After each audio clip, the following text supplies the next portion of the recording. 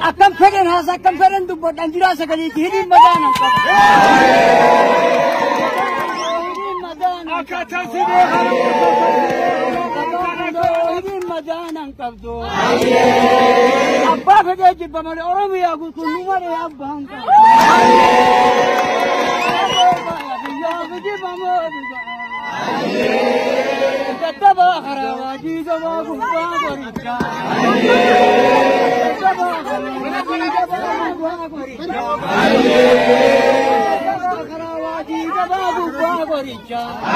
Abba fede jibba male oromo herri tokkicha. Abba fede jibba male oromo herri tokkicha. Iro hormado pa oromo bincang korma tokkicha. Akka garana rufe watu garana rufe. Gara gajonde isani gala gajonde isani. Gara gajonde isani arba olonde isani. Nena maheram benye biyana mange isani. Oromo baya hiyamatan kiya gaisani. Oromo baya hiyamatan kiya gaisani. Kagai rage padu wai gunyasi goda. Kagai rage padu wai gunyasi goda. Walgai ula kunne vanno jaji ma ye. Walgai ula kunne vanno jaji ma.